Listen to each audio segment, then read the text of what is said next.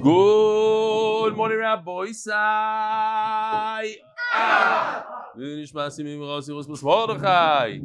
Today's a very, very special day in MDY. Yisroel Dessler, the Bacher, used to drive in on his tustus many, many times. He's getting married today in Chicago. So one of my good friends, Yankee Filer's daughter, they also lived right next door, a couple of houses down in Chicago. He's probably from the only chassanim that, I don't know if it's going to happen, but he wanted to put up one of those banners at his own chasana. Yeah, big talker. Let's see, yeah. Avi says he's a big talker. Let's see, we'll see pictures tomorrow.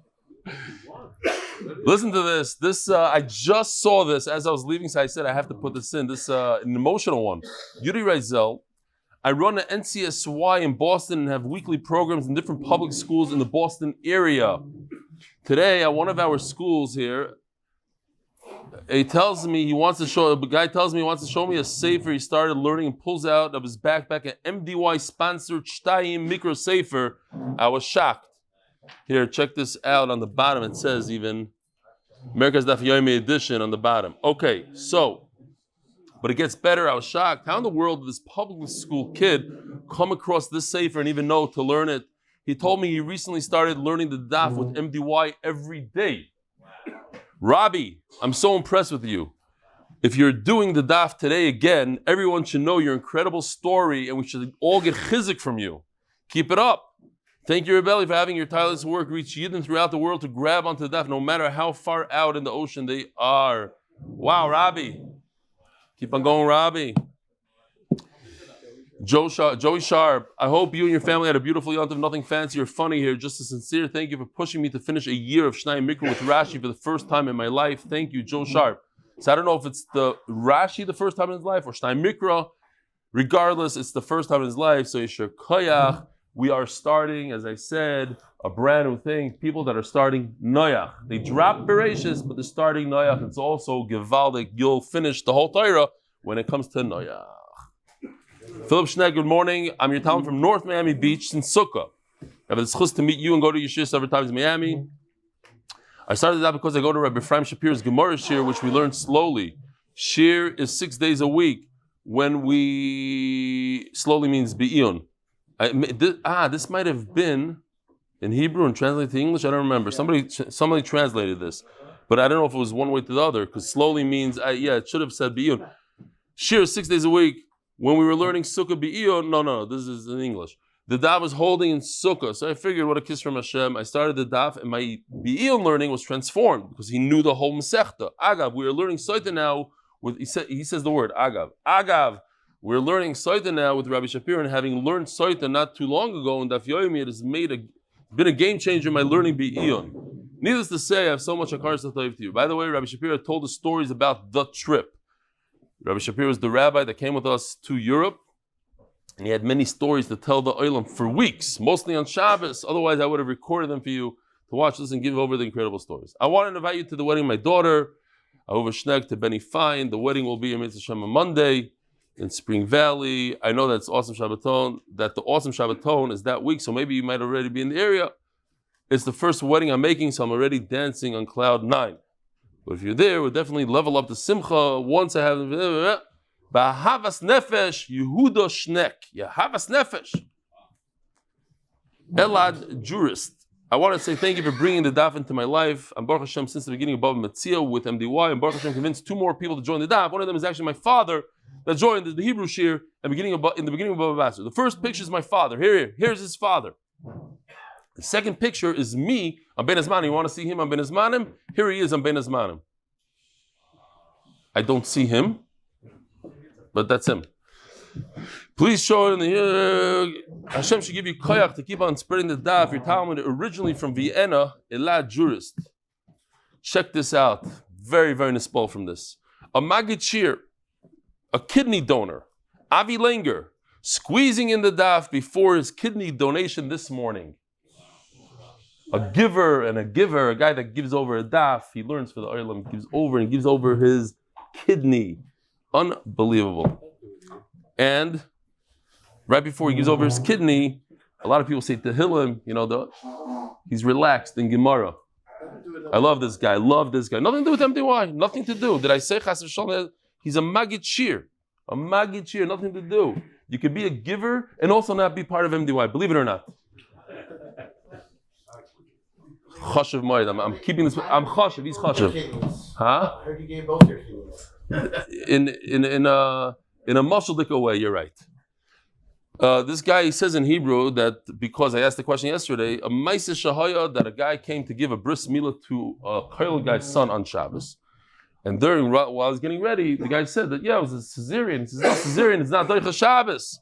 So he wants the Olam to know that Caesarean is not Doicha Shabbos. Rabbi Sai, the Masech is sponsored for the safe and speedy return of all the hostages. The Parnassa Chodesh, Nechama, Zechariah, Moshe, Chaya, Yosef, Parnassa Chodesh, health and strength for Rav Eli, Amen.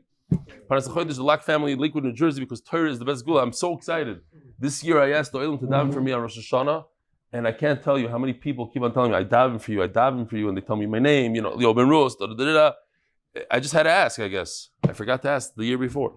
The Lakewood family, Lakewood, New Jersey, for everybody to daven for me. It means a lot. The Lakewood family, Lakewood, New Jersey, because Torah is the best Sgula. Parnassa Chodesh, Yosef and Chaya, Sara for Parnassa berevach. Parnassa Shavua, Refua Shlaima for Tinuk ben Alter Nechama, Besoich Kol Shar Cholei Yisroel from his family. Amen. Parnassa Shavua, Ariel Yomtov ben Rochel Na'ami l'schus. Thank you. You see that Refua Shlaima for Tinuk. That mamish has to do with that story. That's why I say this story all the time about the guy that was upset that he had a daughter, and the doctor told him he's going to have to do all these surgeries on his son, and then said, no, you're having a daughter. Refua Shlaima for Tinuk ben Alter, the parents have to sit there yomam v'layla by that little, what is it called? The box, the incubator, and sit there and the tsar and everything. A healthy baby girl. There's nothing better. Ariel Yomtov ben Rochel Nami l'schus. Thank you Hashem for all the chasadim. Amen. Shlomo, I don't know, amen, but Baruch Hashem. Shlomo Ezagui, l'schus Eliezer Lipa b'mindel, l'schus Meir b'mindel. And by Joe Sharp, we just heard from him. Eli Nishmas, R Chaim Schmelczer Zechat Levrach on his yard side, Chav Ches Tishrei, right? It's Chicago. I'm pretty sure. What? He was Rosh Hashanah, wasn't he? He was the one that was nifta very young, I think. It was years ago. Anonymous from Lakewood, another anonymous from Lakewood. I mean, it's the same anonymous from Lakewood, but another sponsorship this week. Mazal tov to Shalom Yidi Bauer upon the marriage of his daughter Tzipi to Motti Walmark. Mazal tov. The art of the month is Chus Rebellion, the whole MDY staff. They continue to make Torah so enjoyable for so many. Shalom Aleichem. What's your name, Biliak? Yitzchak Eliyahu. Biliak. Very nice. Your father's the famous editor guy? Yeah. Does he edit at home? Yeah. He's good? Yeah. Does he let you watch him, or he's like, get out? I got the answer. You don't have to tell me. You know how to edit it and make it look better. It's like my edit to them. It's like when you're sitting in your office. Ravi Sher, why are you sitting in the back there? Your seat is over here. What's going on? You came a little late. Okay. One day we'll have a guy in charge of all seats. Maybe it'll be you. Somebody has to get up here and be in charge, show the guests where to sit. V'chulu, v'chulu. Okay. Rabbi Sai, we're holding by Omar Rabbi Yochanan on Daf Kuf Chov Zayin Amud Beis. 10 lines, 12, 13 lines from the bottom. 2, 4, 6, 8, 10, 12 lines from the bottom. Omar Rabbi Yochanan. Omar Benihu V'chozer V'Omar Avdihu. We're talking about a father has the right to decide that this son is a Bechar, or does he not have the right? He starts off saying, this is my son. He's a great father. Toch Kidei Dibur, says the Rashbam. Even Toch Kidei Dibur, Chidush Atzum, because the whole Torah you could retract what you're saying, especially Toch Kidei Dibur. Over here, he doesn't have the right to say something else. He started off saying, this is my son, this is my slave. Einay Neman. Avdihu v'chazavama b'nihu. If he says, this is my slave, and then he says, this is my son, Neman, he's believed that it's the son. He's such a great son that he completely... He's mevatel himself to me. He treats me literally like a slave. He'll do anything I ask him without waiting for a second. Every father's dream. It's not in this in kibbanim, in kavadim, not in this generation that much. But back when we were kids, we knew people like that.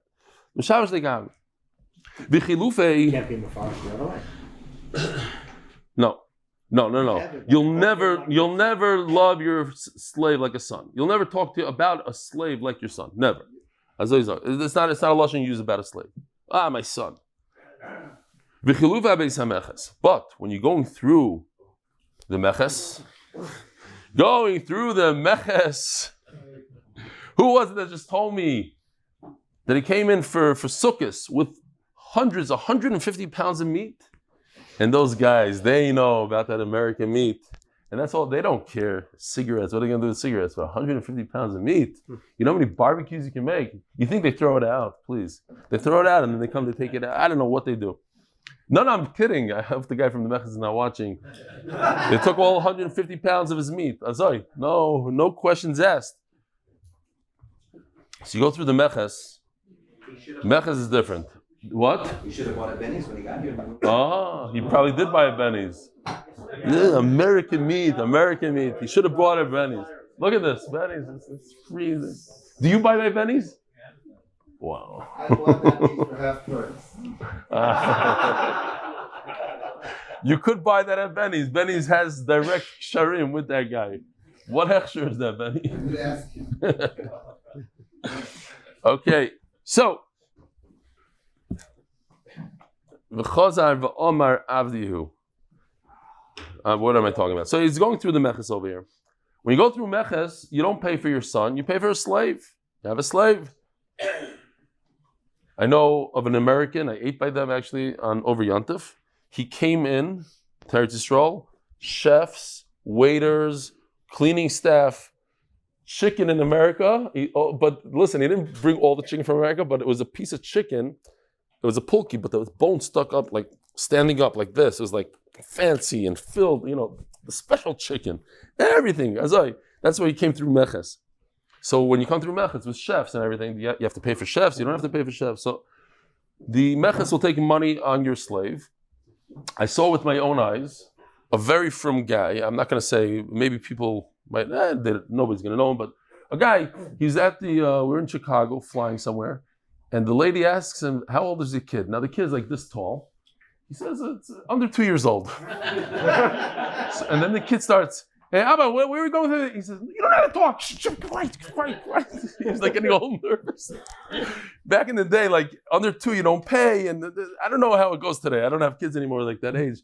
What a giant, like he looked like he was 25 years old. Under 2, like this tall. Going through the meches, sometimes you pay, sometimes you don't pay. I'm not encouraging this. I'm just making fun of this guy. We were so embarrassed, and he's like trying to shut the kid up. The kid obviously was not speaking like a 2-year-old. He's speaking like his height, whatever that was, like fluent. And so we even have a little bit of a video here. I mean, I don't want to forget this hush of a video. Here we go. This is my son. Approved. Next. This is my son. Yeah, I'm his son. Right, Minister? Okay. Yes, he's trying to bring his slave in as if he's his son to save the meches.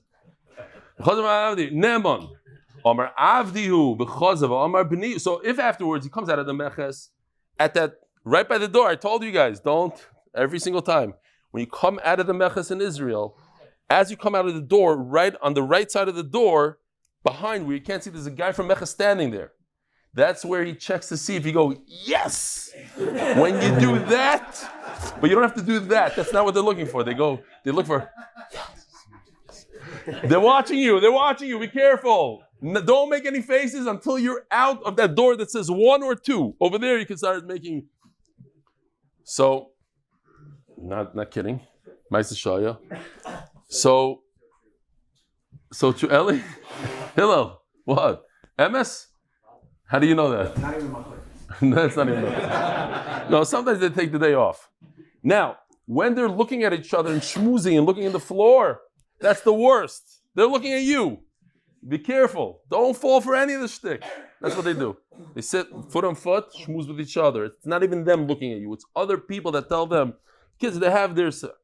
Fine, next. So, if you say this is my Eved, and then you say this is my son, what kind of Meshuggah is this? You want to pay Meches? Unless you're all for the boss.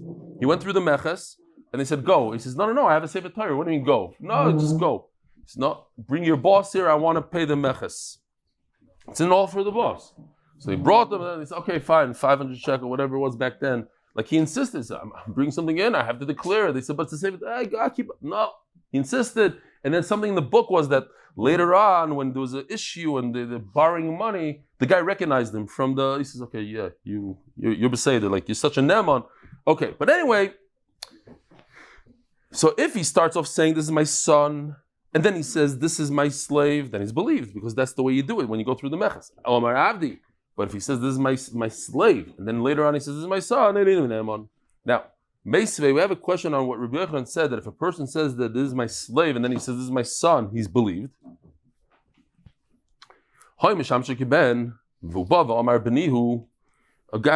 Somebody was treating this person as a son. You take your father by the hand, you bring him to shul, you do things like a son, get him into the car, whatever it is. Ubava Amar Benihu, this is my son. Because of Amar Avdihu, Eini Neman. Person's not believed to change it like that.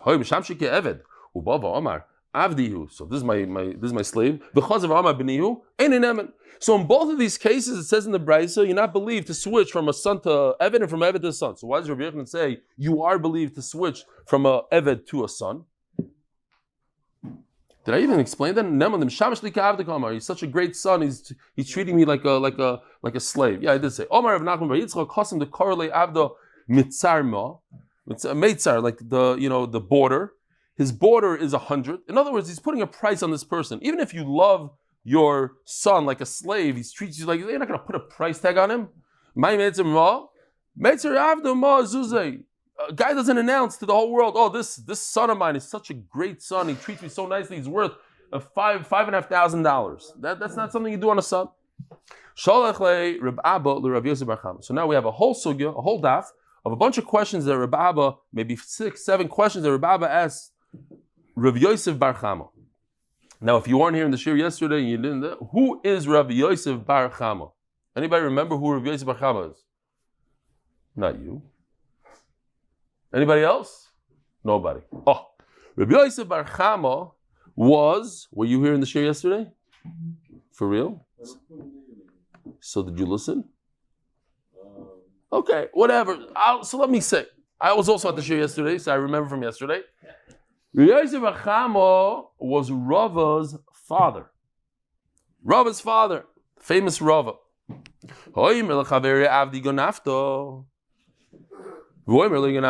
You see somebody with a slave, I keep on remembering our good friend Leon from South Africa.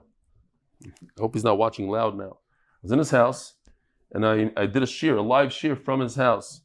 So I go to plug in the light or whatever it was, the lighting. We had the whole system over there. He says, no, don't touch. What was the guy's name? No, what's his name? Abraham. Guy comes running. Yeah. Put the plug in. Put it in. I'm not joking. It's a different life over there. I couldn't plug it in. He got all nervous then. I'm going to plug it in. Abraham comes after Shachris. He has his scrambled egg. Everything he made over there. Tak, tak, tak. There's 2 of them. Yeah, there will be. They'll be holding on to the tzitzis. The Gemara says thousands, whatever. 2.5. What is it? 2,500. You're waiting for that day. Yeah. 2,500. 2,500. Anyway, so, no, just... Guy says, what are you doing with my Abraham? What are you doing? Hello, he's mine. So he has an excuse. You know it's mine. You sold him to me. You gave him to me as a gift. So now, the guy that's accused of stealing the slave comes up with a chah. You know, you're adamant that it's your slave. Swear and you can take him back. There's 2 things wrong here. What's wrong? Anybody can think of something wrong about that? First of all, you don't make a shvuah on a karkas, you don't make a shvuah on a slave. A slave is like a karka. We're going to see, is it exactly? But In general, slaves like karka. You don't make a shvuah on him. Another problem is, let's say you could make a shvuah on him. Oh, says Ari, fucking all these mesechtas. Mamish, it works. The Chazara works. You don't make a shvuah to take. You make a shvuah to keep. What is he making a shvuah? He's going to make a shvuah and take. You're going to go over to the guy. That's my car. Here, I'm nishba. It's my car. Take your car. Throw you out of the driver's seat and take. That's not how it works. Yet, the guy that's holding on to the slave came up with this idea. It's his idea. It's his chap. So the Gemara tells us very interesting. He's allowed to make chaps. He's allowed to do something that's not in halacha. And therefore, vinishba, the guy that's accusing him of stealing the slave, goes ahead and listens to his chap and makes a shvuah, and he cannot say, "Oh, I was joking. Yeah, it was a prank. I told you to swear and take the. I didn't think you're going to do it, but you did it already. So it's too late. He can't say, "Oh, I don't want you to swear." But he swore. He went to Bezin, and you made a deal with him. You said if he swears, you're going to take the evid. So that's it. You lost your evid. Okay. It's a chiddush. It's a pretty nice chiddush. The problem is it's not such a chiddush. Why? Because we learned it in Mefurish. Eino yochel lachzer boy. Michael Mashmallah. Tanina, we already learned it. Now this is interesting. We have a whole bunch of Gemaras from Sanhedrin, including this. A teaser to Sanhedrin. Amaloi, nemenolai abo. If a guy says, my father, your father, they're believed to be a dayan. You have 3 dayanim, going to pass in something. I don't know what the halach is. I'm going in front of me and you. We're going to the Torah. One of them is your father, your own father. I trust your father. He's a great guy. He's my rebbe in yeshiva. My father. Here. Nemanalai abba. Nemanalai avicha. My father, your father. Nemanalai shloisha roi bakar. 3 amaritzim shdoiraisas, 3 simple people that all they do is this. Here we have a little bit of a roya bakar. If you don't know what it is, it's maneno. Sheket bebakasha. על פי פסק הדין של הבייס דין, רומן חייב לשמעון צווי גרושים. I couldn't believe how many people work this thing. Look how many people on horses and cowboys. They go down the highway and kitzer, it's a whole matzav. It's a lot of money, also millions of dollars. And so Rashi, the Rashbam says, why doesn't it say roy tzoin? Roy tzoin are ganovim. They're not allowed to do. They're not allowed to do anything. You can't trust them in Torah because they shouldn't be. They shouldn't be grazing other. And then they come into people's fields and they steal. V'chulu. There's a whole nidon in Eretz Yisrael. First of all, you're not allowed to bring up sheep in Eretz Yisrael, but the Shulchan Aruch says you're allowed to graze here in Eretz Yisrael because most of the fields are not owned by Yidden. But in a time that most is, like Bizmanenu, so it might be problematic. And the issue that they discuss is, can you even have tzayin today in Yisrael? And the reason why they have tzayin is because they try to make sure that they control land, that the goyim shouldn't take land, so that's a heter. Okay, if you want to be a shepherd, ayin sham. Reb Meir oimer yochel lachzer boy. So it says Mefurish, if you make a deal with your friend that your father will be my dayan, I trust him, he's my rebbe in high school, I want him to be my dayan. Then you say, I don't want to. It's not a good idea. So Reb Meir says you can take it back. Why? Because you didn't make a kinyan. If you made some sort of kinyan, you lifted something and said, okay, I accept your father, that's it. But you didn't make a kinyan. So you already have this idea that if you try to break the rules, the Torah says you shouldn't use your own father, his father is a dayan, and you say yes, you could do it. So what's the chiddush over here? One halacha. One chiddush is be'etin loch machlokes. The second chiddush is halacha k'divrei chachamim. So just to see real quickly, here it is in Sanhedrin. So the Mishnah starts off saying exactly what we said. Okay. And then the Gemara says, Omer Rabbi Yehuda, it's underlined over there. Let me blow in it. The question is,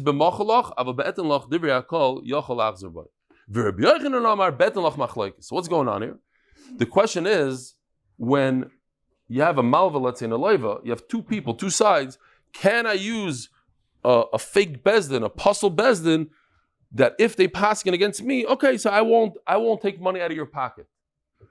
But maybe I cannot use a bezdin to give money. You know, there's a malva and a loiva. The malva, okay, he'll take the bezdin, and if they paskin against him, so he'll forfeit the loan, so to speak. But there's a shaila, does it even work for the opposite way? That a loiva will have to come out of pocket because of a fake bezdin.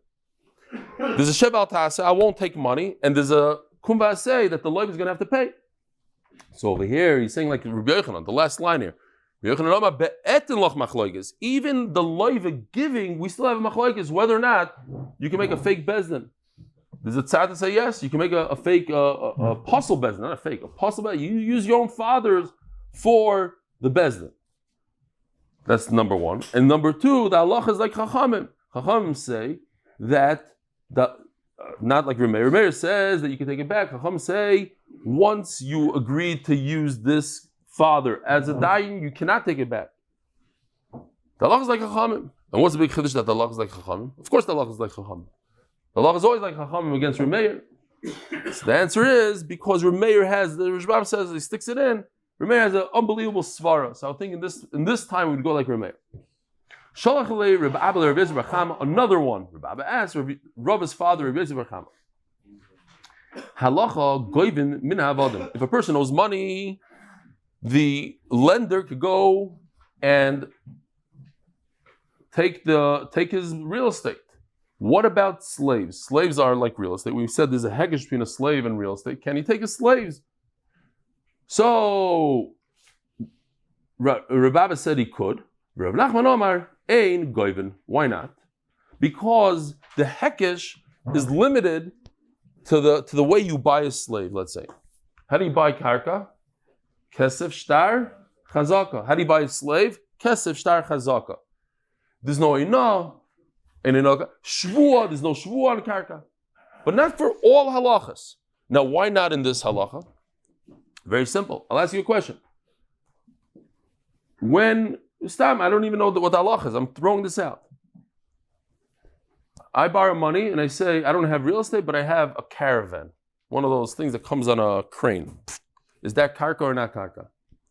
The point of real estate is that it's not movable, and therefore, when I give you a $10 million loan, I'm thinking about this building I'm going to collect. It's great collateral. But something that comes the next day with a crane and moves away, no. So I don't know the halacha about a caravan. I would say probably not the greatest real estate in the world. But what the Rishbam brings over here, that the svara is that nobody's going to give a loan on a movable slave. You can make a hekesh from today to tomorrow, how to make a kinyan halachically on a slave. Is it like karka or not? But in terms of relying on it physically, that's a mental thing. That each individual has to decide himself. It's not the Torah. Am I going to give money to somebody else based on a moving slave? On Ibrahim. One day he's here, one day he's there. The answer is no. And therefore, there's no hekesh to karka. Another shaila. Another Sanhedrin. Halacha shlishi b'sheni kosher. So check this out. Very, very simple. Two brothers, we'll call them Rishon. They're ones. The brothers' kids are twos. In other words, they're cousins. Cousins cannot testify for each other. The cousins' kids, like me and Jonathan Stefansky, are second cousins. We're second cousins. We are thirds. We are considered three in this Gemara. So a three can testify for a two. A three and a two are not that related. That's what the Gemara says. A three and a two. A second cousin could testify for his father's first cousin. First cousin once removed. Correct. First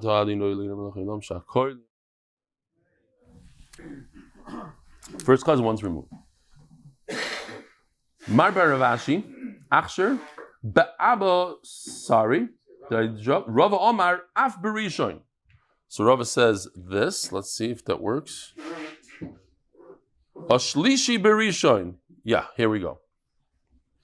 Ashlishi, a second cousin, with his grandfather's brother.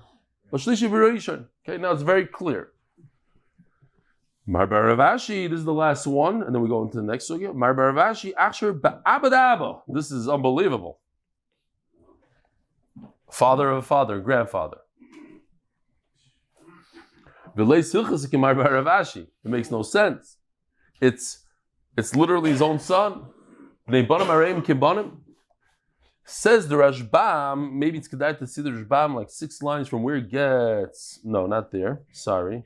Forget it. It's way, way lower. It's like 12 lines down. And he says, it's deeper maskil. Let's call it 12 lines down from where it becomes white. Even 1,000 generations, son after son, cannot testify for a great grandfather.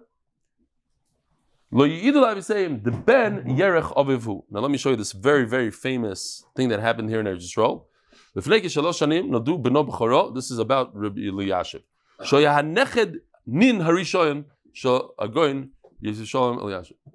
That the grandson of a great grandson was born to Rabbi Eliashiv. So Rabbi Eliashiv, in other words, 6 generations. Rabbi Eliashiv said, he's allowed halachically to testify on this child, since he's a 6th generation away. So the Rashbam over here says, Elav doiros. So if you look in the tiny little toises, the second toises from the end, lay silchas akemar baravashi. Here's Bekundra's dafilu at soif kol adoris puzzle. He's puzzled forever. They nirelari. Even this palik dora kol kach. Once it's many generations, Rabbi Eliashiv decided that 6 generations is already. And then somebody mentioned yesterday, so then it'll come out that there would be Isser Yichud for Rabbi Eliashiv and his great granddaughter. If you're allowed to testify, so then Yimamish Kimat not related. I think they said they had over 1,000 descendants when he was nifter. Here's one of my favorites. What? No, but Tosis says that there's a way to, that Tosis is talking about there's a situation of Eidos. What is it? 7. I mean, 7 is almost, I don't know if it's even in time of Tosis. So it's only possible when everybody gets married when they're 17, 18, every 18 years is another generation. This I was always nishtaim from this movie, from this video. Rabbi Eliashiv's son was nifter, and his sons came to Rabbi Eliashiv after the Shiva, I guess, to get chizuk.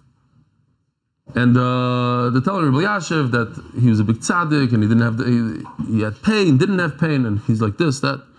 And then he turns to his grandsons, and look what happens.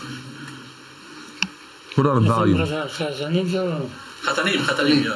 זה רב שמואל הבן. Das ist der Sohn, das sind 2 Edemes, und das sind noch 2 This is your grandson, and this is your... he's introducing Rabbi Eliashiv, this grandson.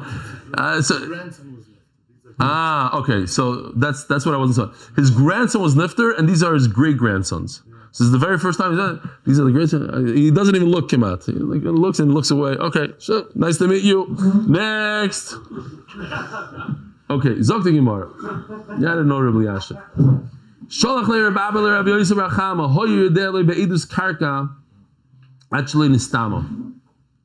A person knew about a testimony on real estate. He knew exactly so and so. I remember my good friend. He lived on the 2nd floor on the right side in this apartment. That's his apartment.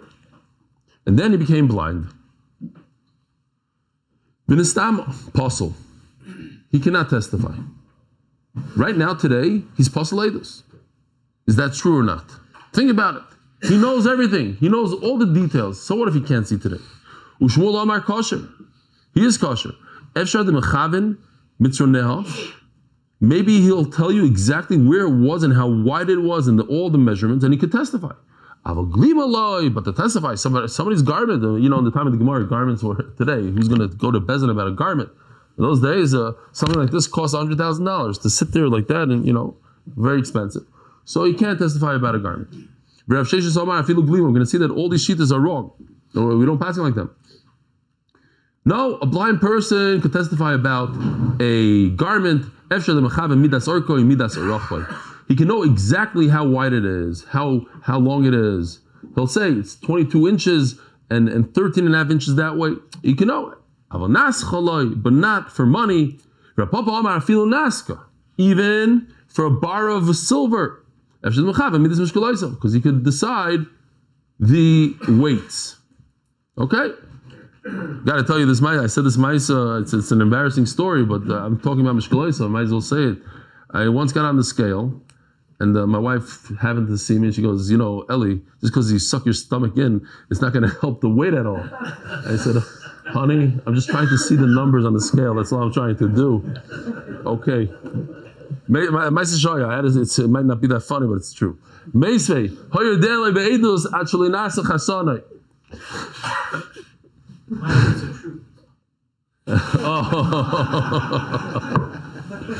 not a bad line. Not a bad line. He said it might not be so true, but it's funny. Yeah. Maisa, or neither.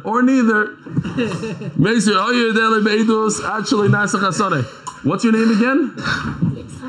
It was very nice seeing you here. I hope you enjoyed your very last time sitting next to me, huh?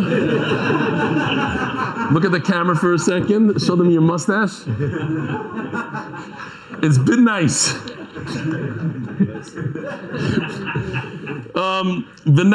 Okay, listen to this. Got milk, literally.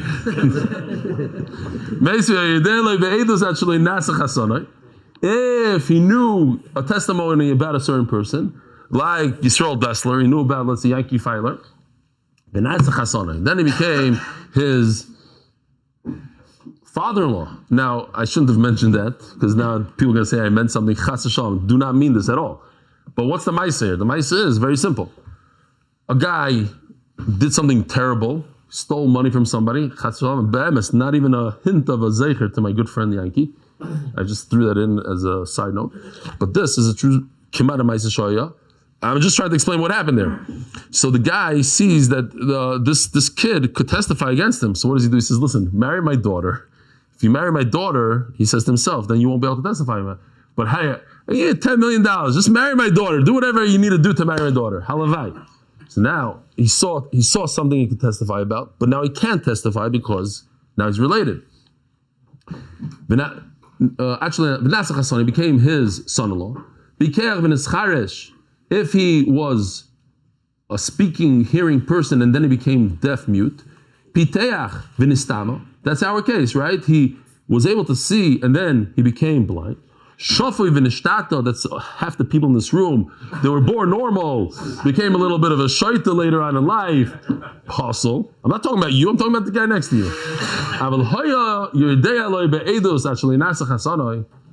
But these are all bad. So this is against what we just said. Because they're saying that, if you were seeing and then you became blind, you could still testify if you remember the measurements, you remember the weight, you remember this. Where are you going? I need you over here. I need to go to school. Bye-bye! See you when you're 18.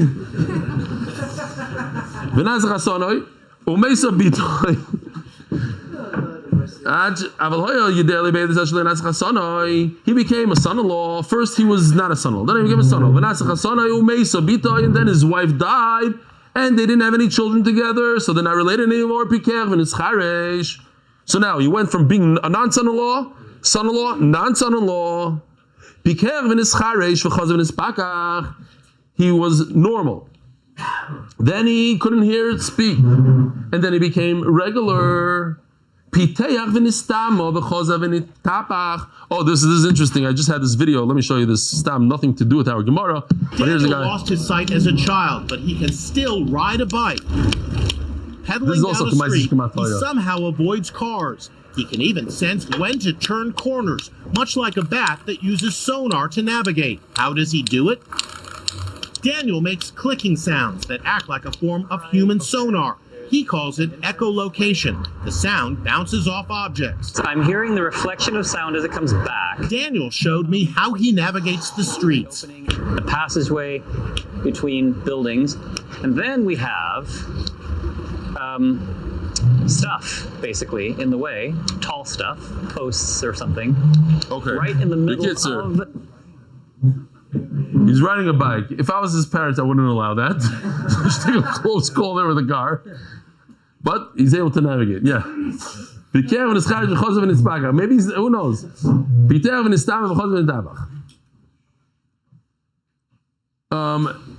Maisa Shahaya, he was, so it says over here, he was blind, he was regular, blind, regular. So just yesterday I was at a dentist, and he said that his daughter, I think like a teenager, suddenly was losing her vision. Brought her all sorts of doctors, they couldn't find anything. And what they found out was that when she gets stressed out, from stress, she loses her vision. It's in the head, not in the eyes. So I said the story yesterday, and a guy who, Faked, that comes to our shir, he screamed this out. I didn't see this yet, but I hope it's good sound. Here we go. Screamed. I need some sound. Uh-oh. כן, לחיילים זה קרה? גם לך זה קרה? לא, אתה נפצעת בעין, משהו אחר? כן. How come we don't see him? Oh, the guy with the white yarmulke. והתרפאת מזה? What he's saying is that every time he has stress, he becomes blind. Wow. He has a lot of trauma from the war. אז איפה אנחנו עכשיו? בלחץ או בלי לחץ? לא. אני מחיץ אותך גם עם הצחוק. I said, do you have pressure now in your life? He says, you're asking me a question that's giving me pressure. And he starts laughing. So anyways, he's saying in Ma'aseh Shaya that when he gets his when the PTSD, whatever it's called, PTSD, comes back, he becomes blind. He literally, in that one eye, he stops seeing. And he has to calm himself down and then he can see again. So, I don't know. What? With the other eye?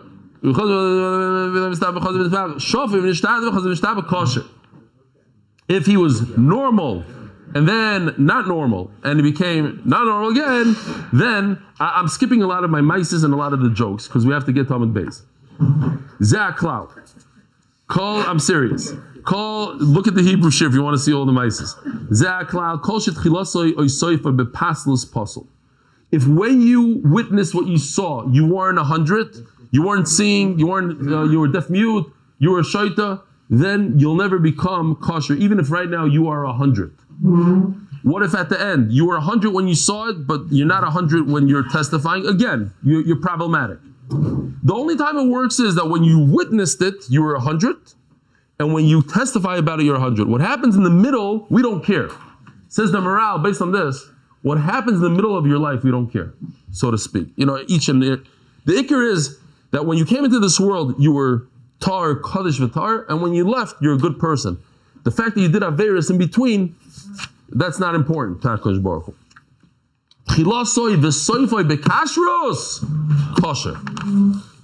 Says Gemara, tiyufta the kulu.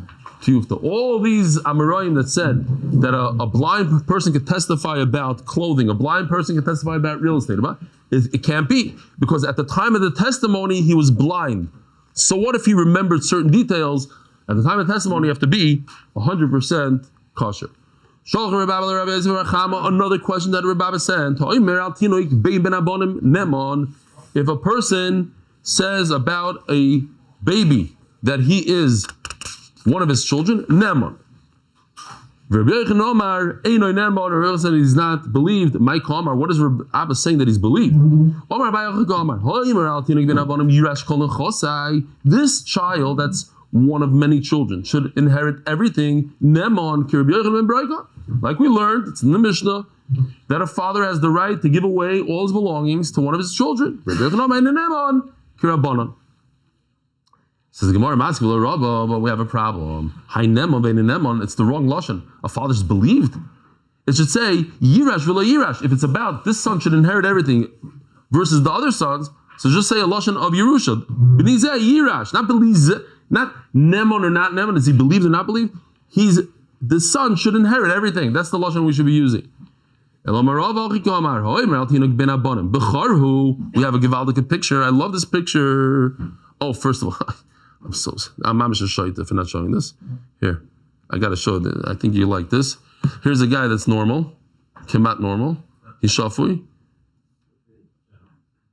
and then he becomes a shaita. Or a person that's a shafui, and then he becomes a meshugana, and then a shafui. Okay, fine. Now, let's see what's the next thing. We need this one. Oh. Here's Bein ben Abanim. It says in the Gemara, Tinuk. Ha'omer al Tinuk ben Abanim. He looks at this little baby and he says, this is the b'char. Rabbi said, this is the b'char. I don't care about all those other children in the room that I have. All of them are his. This is my b'char. So basically what he's saying is, all those other kids are mamzerim. That's all he's saying. Nemon. Even if the other ones have a chazaka that they are the b'char. Turning of the daf, the Belsky family, Mary, Simcha Beryl, David, Shon ben Avram Moshe. And by innovations, in our Mayalgar, Elchana Bratzman and Fischel, Shebizchos, Rak Yusim and Feigo, Ashilach Refua, Yudi Bauer, Chaya, and thank you to Mrs. Stefansky, Shebizchos, for a year filled with Mazal, Brocha, Tzlocha, Parnassa, Revach, and Refua. Rav Eli says, even though there's a chazak on the other ones, obviously they look more like a b'char than this little guy, but he's believed that the little guy is the b'char. Excuse me. He passes like Rabbana that the father doesn't have nemanos against the chazaka. When does the father have nemanos? When there's no chazaka, when there's nobody knows anything, and he says, Aaron, not Aaron Yudah. Aaron is my b'char. We both have Aarons. We used to have Aaron Yudah, now you have Aaron. I know. He dropped that other name. So another question. A guy, what? A guy says he's dying, or he's not dying, he's writing it down. He says, my wife should inherit like one of my sons. She gets a share like one of the kids. 3 boys, you divide it in 4 now. She's a 4th kid.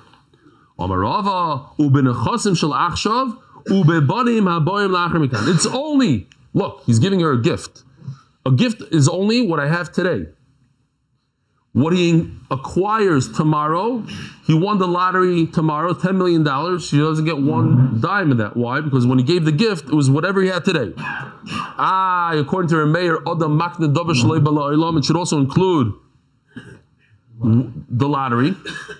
The answer is he never said he's going to give. He didn't say I'm going to give you the lottery. If he said I'm going to give you the lottery and he never had the lottery, so Rameir says, he said I'm giving you what I have today. I'm giving you what I have. So it includes what I have today, not what I have tomorrow. So even according to Rameir, she wouldn't get anything. Now look at this. This is very important. To understand this sugya, I think it's very, very gishmak. A guy has a wife on the top over there. On the top. And he has 3 sons. And he has $1,000. So he says, my wife should be like one of the children. So each one gets how much? $250. Gewaldig. Now, Kislev time, all of a sudden he has 2 more children. So how much does she get? Based on Cheshvan or based on Kislev? So Rava says, then he's nifter. Rava says that we put them all together and each one gets 166. Okay? It's as if we have 6 people here. Because it goes at the time of the chalukah. When it's not at the time of when he said, her share is based on the chalukah, at the time that there's a chalukah. So what about what? Who? One of the guys. Because there's a b'char, let's say. I don't know, I just wanted to make it simple. But what happens in the reverse case? Rabbi said, what do you think? At the time when he said, I'll give you a share, she was supposed to get 250. But then 2 of the sons went pfeifen. They went bye-bye. He dies, and then 2 of them die. How much does she get at this case?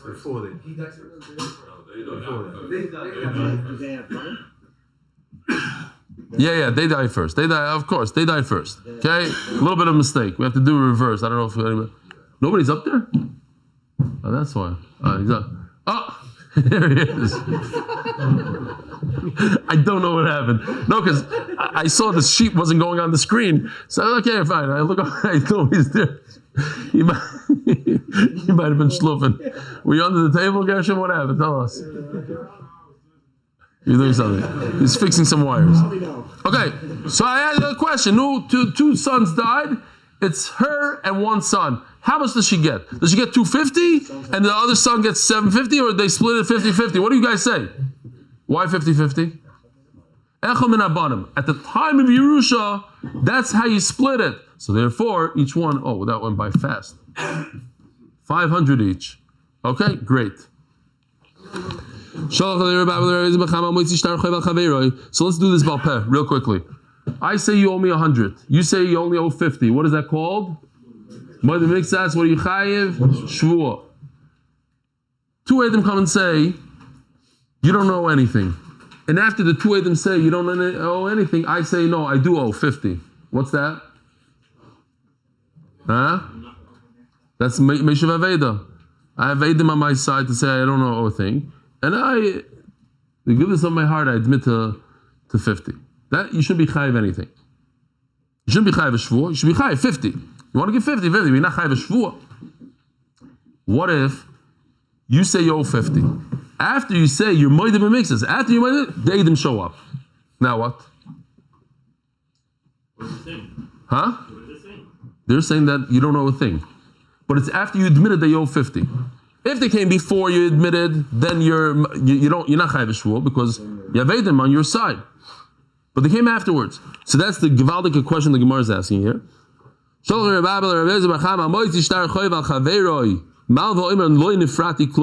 100. You owe me 50. What is he right now at this point? Right now he's chayiv shvua. And then Eidim come and say you don't know a thing. He does have to make a shvua. He can only collect from whatever is available by the loiva right now. But anything the loiva sold, real estate he sold, which typically he could collect from, today he cannot. Whoever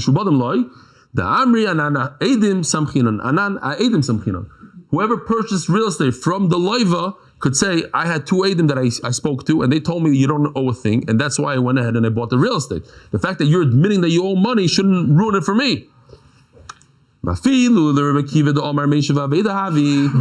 Givaldic case in Bava Basra. Whoever remembers. There's a shtar that comes out and says, so-and-so owes Shlaim, or nowadays shkolim. No amount. So one thing we do know that it is at least how much? 2. The guy that's producing the shtar says you owe me 5. And the guy that's the stars produced 2, the loiva is saying no, it's only 3. Because had he said 2, he wins. But he was a little bit of a moedim mixas over here, because the guy said 5, and he says 3. So even according to Rav Akiva that says that he's still considered a meshav aved, he's doing the guy a big favor. So we can make a distinction between this case and our case, where the Eidim come afterwards. The star is 0 Eidim. So he's mamash a meshav aved, because the star doesn't say how much. The star is empty. But over here, what happened was the guy comes to Bezdin. He sees 2 Eidim standing there. They're about to testify. He remembers something about these Eidim. He knows that they're going to say something. He doesn't know what they're going to say. They might be on his side, but they might be against him. So now he doesn't want to look like a fool and tell Bezdin he doesn't know anything. So he says, I owe 50. So there's a reason not to believe him. To be mechayev him shvua. He says, no, it's mamish the opposite. Even in the case of a shtar that says slime. According to Reb Shimon, he's 100% on Moedim Mixas. Why? Because the claim was 5 and he admitted to 3, even though the shtar says 2.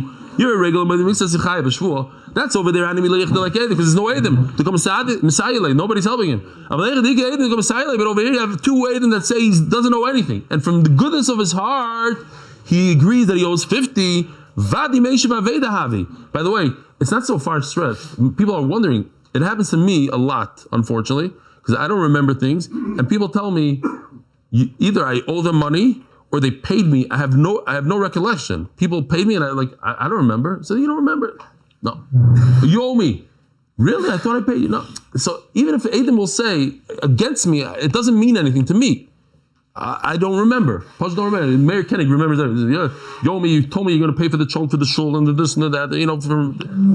Okay. Rabbi Sai, have a wonderful day.